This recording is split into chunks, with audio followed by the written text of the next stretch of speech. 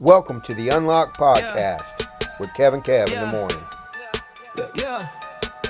The Unlox'd Podcast with Kev Kev in the morning. Come on now, we gonna take you on. Hey everybody, thank you so much for tuning in and watching or listening.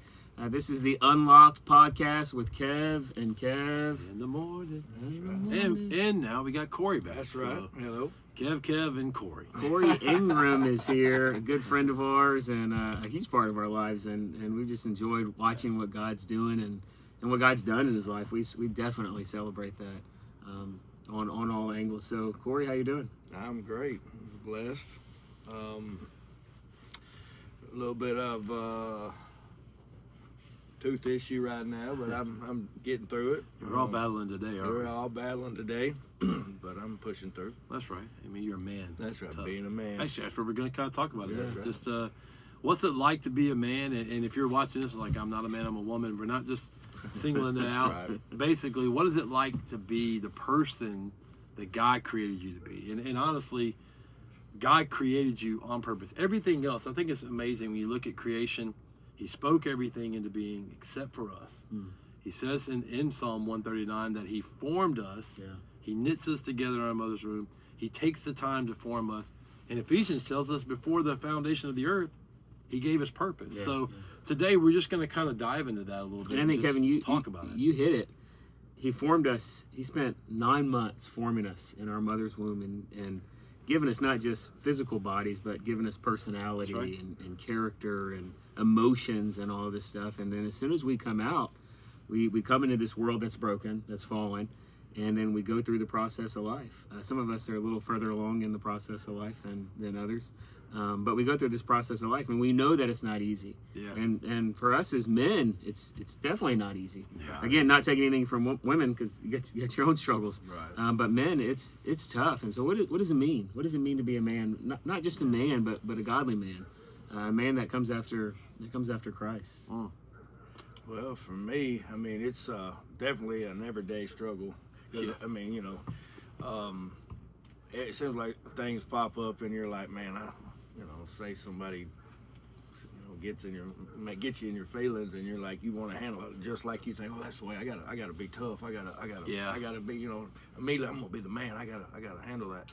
But I don't think that's it at all, and just being able to really be patient and go through that and talk to people the right way and try to work it out instead of just being, violently and there might be a time for that. I don't know. I mean, I don't know. I mean, like, that's the old school way. I mean, that's how you used to handle things, right? Right. I mean, we were like, it was funny now. I think today so many people have stuff online, and when we were kids, like, you had to say something to somebody's face and you had to deal with it. Yeah, like, that's right. So you didn't talk a lot of trash unless you could back it up. And today you're doing that, but it is stronger. Jesus actually mentions the word meekness. Right. He said, and I always thought meekness was weakness, but it's not. It's actually power, but under control. Under control. Jesus did that better than anybody. I mean, he was spit on, slapped in the face. He had all this authority, yet he gave it up and didn't act what we would say a man should act like. And you bring up a great point, because I think there's stipulations the world's put on. This is what a man looks like. Mm-hmm. Man, you better be tough. You better not let anybody talk about you. You better not be a snitch. You better not talk about anybody else. Like, there's all these things that go with this being a man. And some of those are great, but what does a godly man look like?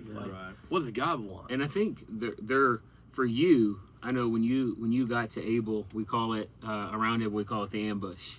Yeah. Because when you got to Abel, you weren't pursuing a relationship with Jesus. Your terminology is, oh, I didn't come here for no religion.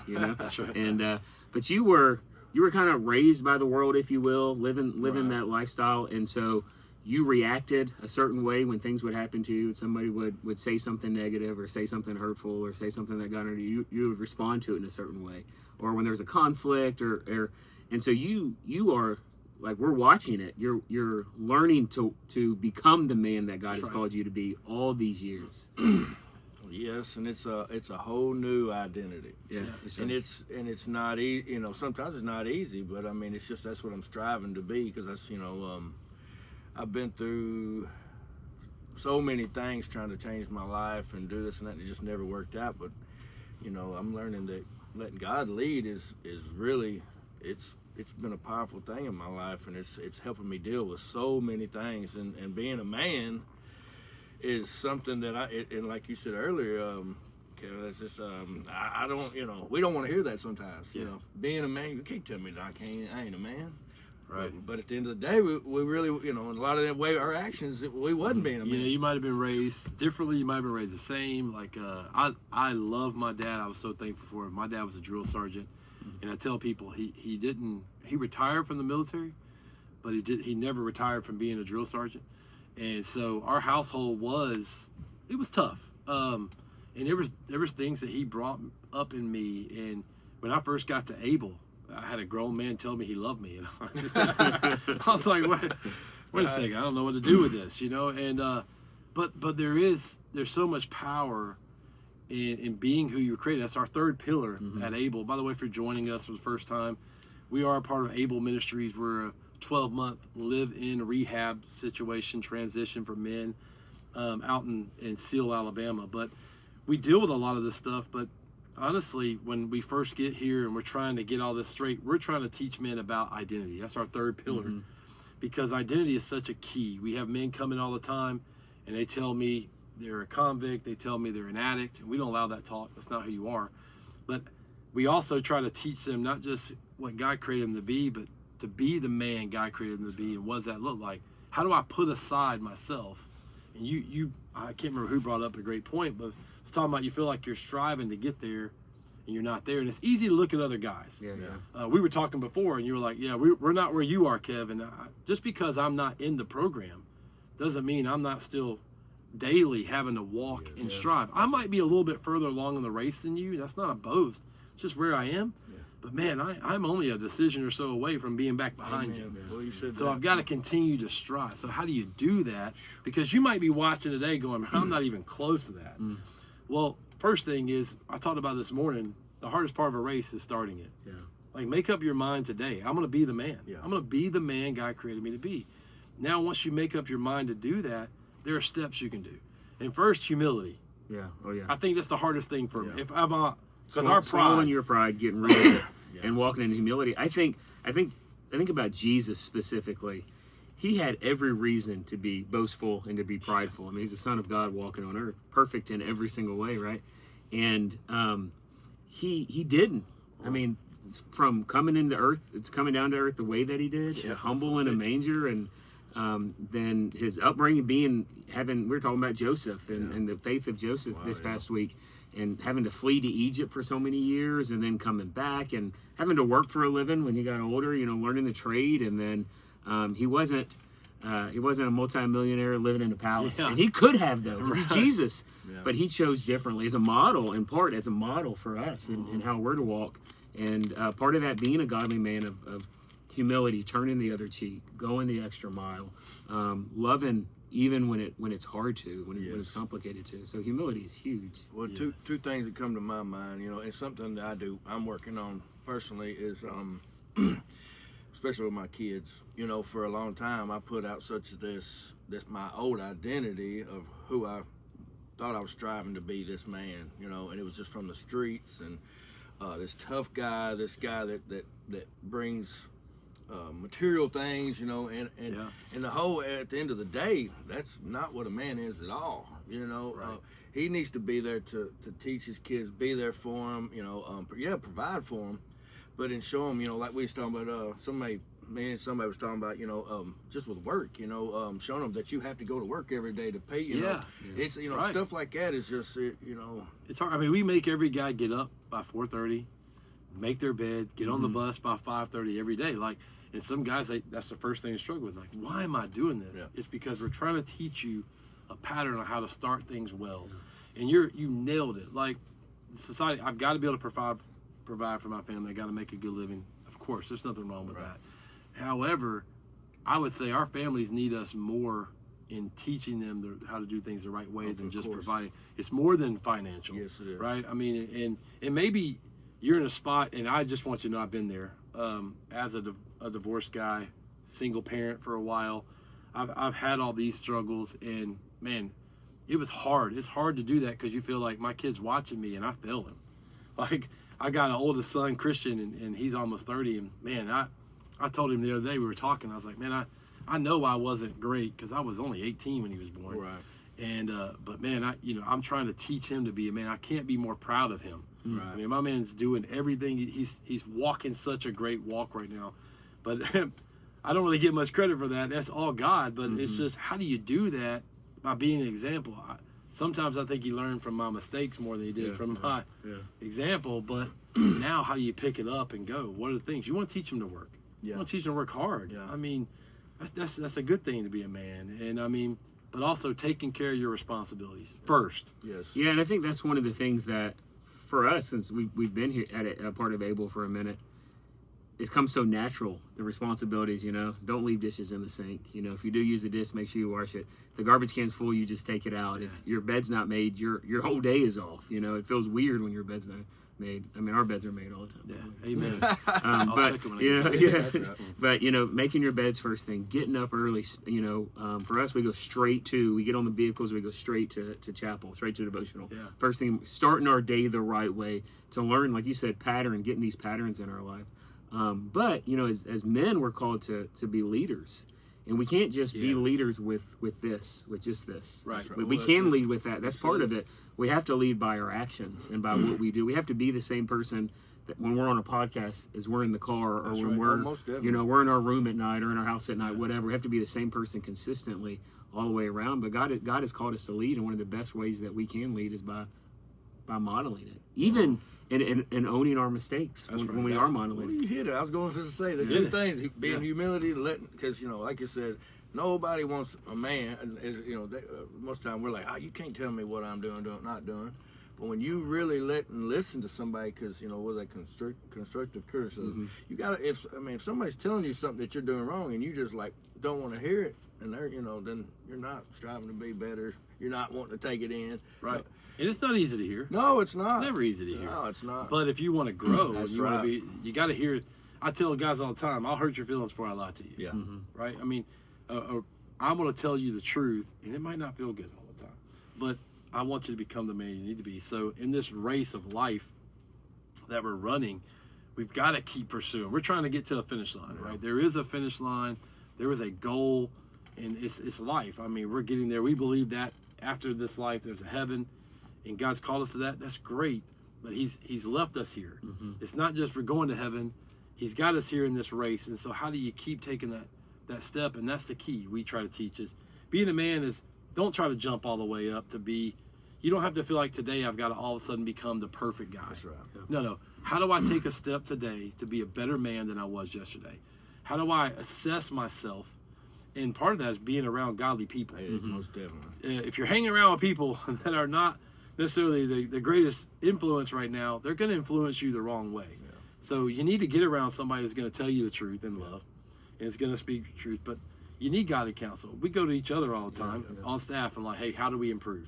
Like we do that. We ask, hey, how do we improve? Where am I wrong? Because I don't see it. Because it's easy. Because you put this mask on to go, okay, I think I'm right. And then somebody calls out and you're like, I don't like that. Yeah. But if you start actually thinking about it, man, and we've dealt with that more than a couple of times when we're in a situation or a dilemma or whatever it is, and we handle it, and I'm thinking, man, we handled that really good. In my mind, I think that we handled that really good. But that's just a perspective, and it's just a mindset, and we can sometimes be guilty of like, well, I've handled it good, so I'm good. No, we get together and we rehash it. Right. What could we have done differently, or maybe we could have done this a little bit more, a little bit less, whatever that looks like. And I think the same is true. The same is true in our faith. Like if you're watching right now, if you're listening right now, man, we should never get to a point, I believe, and y'all correct me if y'all have a different opinion, but this concept that we've arrived, that that we're set. And so when we feel conviction, even as you're listening or watching, or when we feel conviction, we're in our prayer closet or in the Word or sitting under a teaching or a message, we shouldn't run from that. We shouldn't be like, I got it all figured out. What do they even know? What are they talking about? No, we should embrace that conviction and say, Holy Spirit, how do you want to change me in this? Yeah, that's a great point. So immediately I think of Peter. I go biblical and I think of Peter because Peter was scripturally a man. Like he was a man. Yeah. Like this is a guy ready to fight. Like he's tough. Like he says he didn't hold back. Like, I like this guy because there's no, he didn't hold back anything. And literally right before Jesus goes to the cross, Jesus is telling him, I'm going to die. And Peter's like, no, man, I'll die. I'm dying with you. He cuts off the ear of the guard. Like, he's all ready to go. But then the moment the weakness hits him, and because he thought he had arrived at that moment, and that's the pride. And the Bible is clear that pride comes before the fall. All of a sudden, when Jesus needs him the most, 3 times he denies him. And the last time he denies him to a little girl. Like, there was so much fear. And so you're absolutely right. Like, the moment you feel like you've arrived, be careful. That's a dangerous spot. Well, you know what it makes me think of, and this is just like in my mess. I was out there. I was working hard. I had a nice home. I had a family. I was doing everything that I thought that at that time, because it's either, I don't know if it's the devil that fogs that up and makes you think, oh, you're doing everything you're supposed to. But other than the small things that you're really doing wrong, it's like compromises. Next thing you know, that small compromises turns into another one. But the whole time I'm justifying that. Now I'm justifying this. Next thing you know, I'm full blown into in addiction and craziness, and the whole time I'm doing okay because I've got this look, I got the look of normal life, but in behind the scenes, the image of it. And it's that's something I have to watch, because when I start compromising small things, it's like it adds up to the next thing you know, because I start justifying it in my mind. That, and it's that idea of the old cliche, the duck on the pond. Like, men are really good at being like, we're good. Oh yeah. And underneath the water, there's just so much, like, we're not good. That's right. And hey, don't ever say you're not good. Being a man is just going through. That's not true. That's right. It's not true. It's okay to be like, man, I'm struggling with this. I'm having a hard time with this. That's okay. It's being a man. I think vulnerability is actually a good thing, but it's being around the right people to get you out of that situation. Well, I remember my dad left when my birth father left when I was 3. My mom got remarried to my stepdad, who was abusive for a good season, struggled with alcohol. So when I became a dad, I remember thinking to myself, as long as I provide and protect and I'm not abusive, then I'm a successful father. Right? That's enough right there. Those are my 3 standards. I'm going to provide. I'm going to protect. Nothing's going to hurt them. They're always going to have food on the table. Bills are going to be paid. And I thought to myself, at least I'm a better dad than my dad was to me. But my dad wasn't the standard. That's right. And the standard is pursuing the men that God is calling us to be. The standard is Jesus. Jesus is the standard. What Pastor Chris always says, that Jesus is the standard, right? And that's what we should be pursuing. So the simplest way to understand how to be a man, it's okay to be vulnerable. We should be humble. We should speak louder with our actions than we do with our words. We should live it out, is to hit the scriptures. Right. To hit the scriptures. And if we're not in the word studying daily, how to be a better man, the man that God has called us to be, we're in some pretty serious trouble. And the way you stay in that path, and as you were asking earlier, like, how do you make sure you never fall off of that?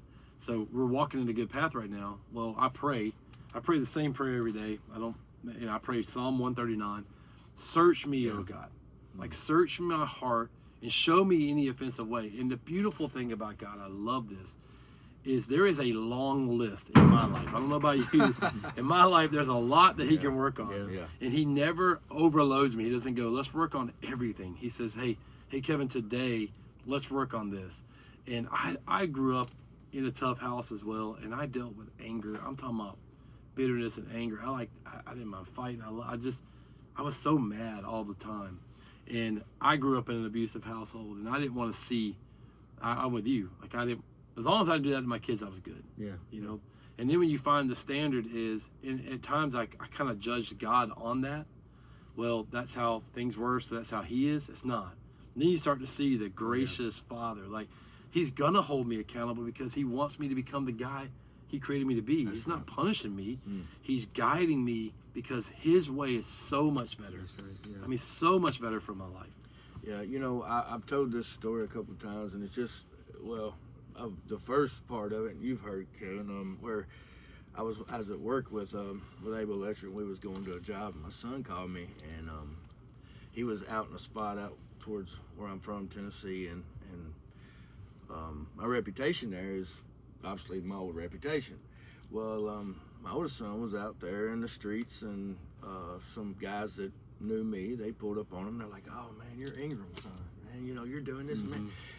And my son, he was like, "Dad, man, it made me feel so good, so proud." And for a split second, I was like, "Man, yeah." And I'm like, "Well, that's not who I want my son to be proud of, you know."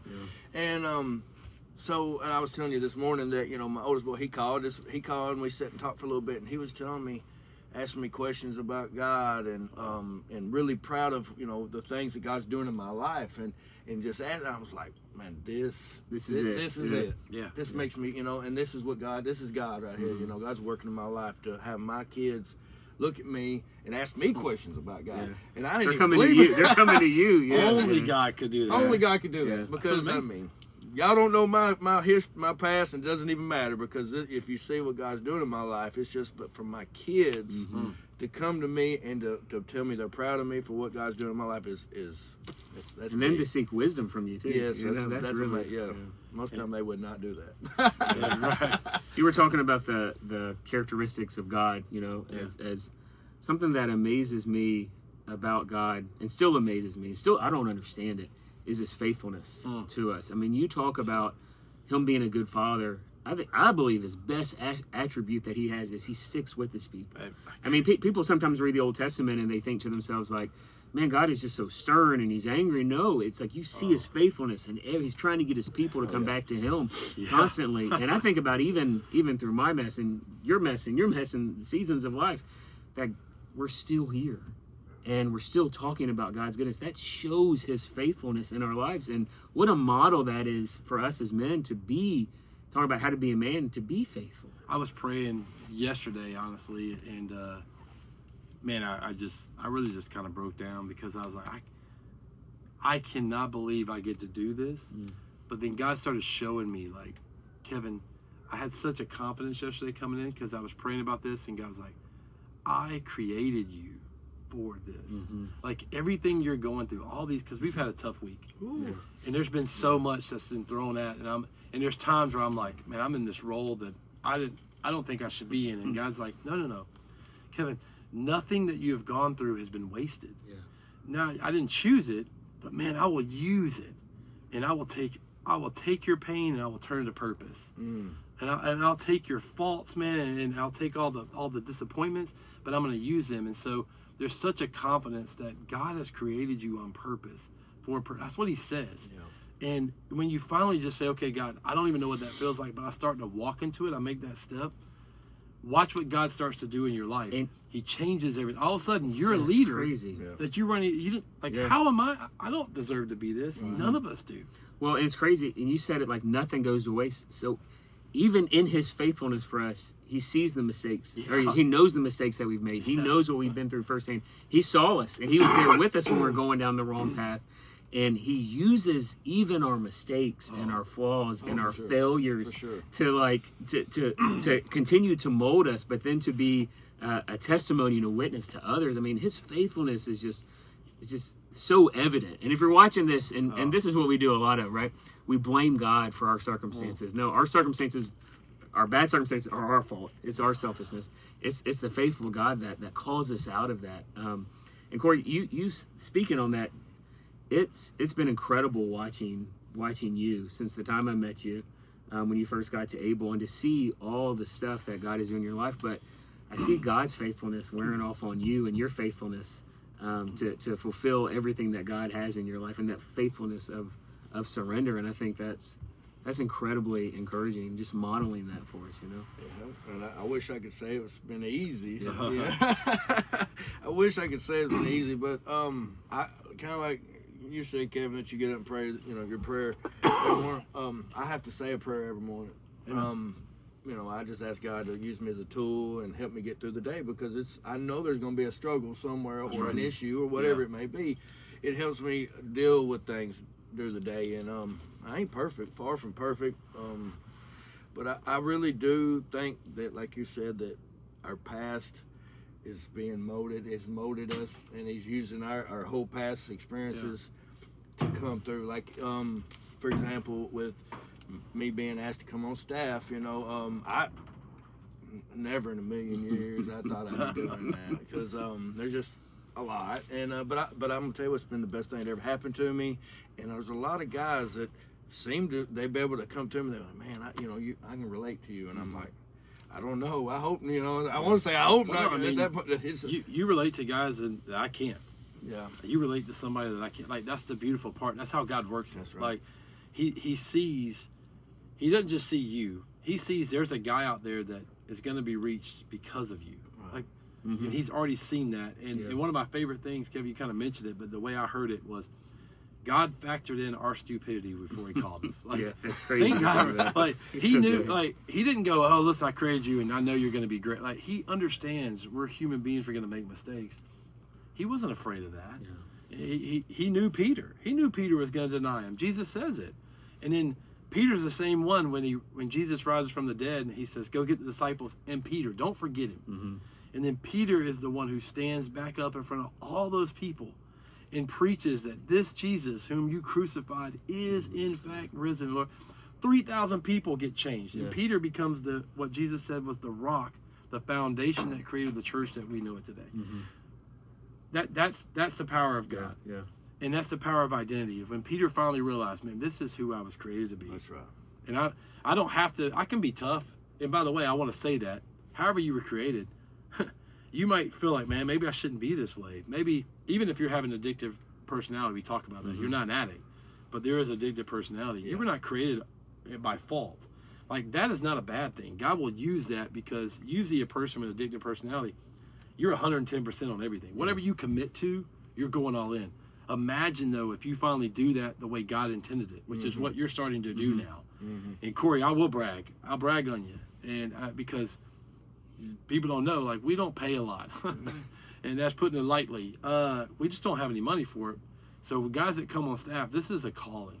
And you've chosen to walk away from a job. You've chosen to walk away from this money, and you pour out. Kevin, you do too.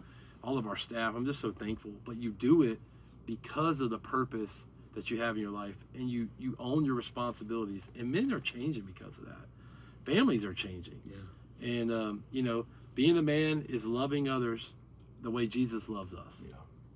And it's forgiveness, and it's tough. Yeah, it is. And tough. I think too, we can, because we've had struggles and trials in our lives, we can relate to the men when they come in, and really encourage a man that it's not over, it's not done. When you're at rock bottom, you feel it. We know that. We've all experienced that. You feel like it's over. There's no hope, or how can I dig even deeper into the rock bottom that I'm in? But you're never too far. You're never too far gone. And even if you're watching this and you've failed as a man and what God's called you to do, it's not over. Failure does not mean the end. That's the beautiful part about the cross. No. We could look at that and say, well, he died. It's complete failure. No. He came back, right? So the world would look at it as a failure. The Son of God getting crucified. No, it became the greatest victory in all of history. They say it's okay to let people see you stumble, or just don't ever let nobody see you fall. Don't ever quit. Yeah. Right. Yeah. Yes, it's getting back up when you fall, and that's the hard part. The enemy's going to tell you not to. I love Michael Jordan. No, all you LeBron guys, he's the greatest player ever. That's a whole nother podcast. But Michael Jordan will tell you, like, they always talk about successes, and he can tell you exactly how many game-winning shots that the ball was in his hand the last minute he missed. And he's like, but what made him great was that he wanted the ball again every time, because he believed he was going to make that shot. And so as a man, when we get knocked down, and we will, because the enemy comes after us, because no offense, the man, he just the way God ordained it, everything kind of drives through that. And if he knocks us down, he knocks everything else down. But can we get back up? Yeah. And can we say, you know what? Hey, I'm going to stand back up and I'm going to take another step forward. I'll end on this. You know what? We always talk about it. I think life is kind of like the game Chutes and Ladders. Yeah. That's one of my favorite analogies, because I hate that game. But there's a part of the game, if you've never played, you get to this ladder part, you can skip part of the board, but if you hit a slide, you fall all the way back down. And right towards the end of the board, there used to be this long slide, and you get all the way towards the end of the game, feel like you're about to win, you hit the wrong thing, and you fall all the way back down. And I think sometimes that's how life feels. Like, it feels like, man, I'm walking, I'm doing well, Kev. All of a sudden, it feels like I just took a huge step down. I slid all the way back down. I just want you to know, like, it's okay. Yeah. Like, we've been there. I've been there. Yeah. You've been there. now we got to get back up. We just got to keep pressing. Yeah. Hey, being a man is not sitting there wallowing in pity and going, well, woe is me. Yeah. I might as well just blow the whole thing up. No, being a man is going, okay, I'm going to step up. I'm going to take another step today. Right.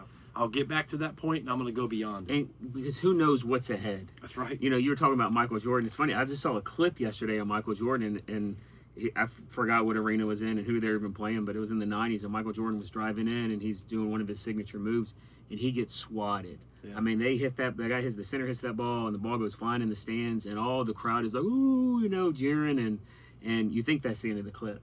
But it shows the very next play, Jordan wanted the ball in his hands, and he went down there and dunked it on the guy. And I think that sometimes we think that failure is the end, but we have no idea what God's going to do in the very next play. No, we have no idea what God's going to do. And so the key is to wherever you're at, the key is to not give up. You have no idea what God's going to do, even with your failure, what God's going to do in the next play. Your greatest season of life could happen in an instant through surrender to God. Your greatest triumphs in life, I believe, come right after failures. Yeah, victory always does. Now, real quick, I know we're towards the end, but I do have to share because it made me think. So, last time I played church basketball, we were getting destroyed by this team. And so I decided I'm going to switch over to point, and I don't run point guard at all. And I make this steal, and I'm running down the court. I mean, I look over my left, I look over my right, nobody's there. And I just go to this layup. And next thing I know, the ball ends up in the stands.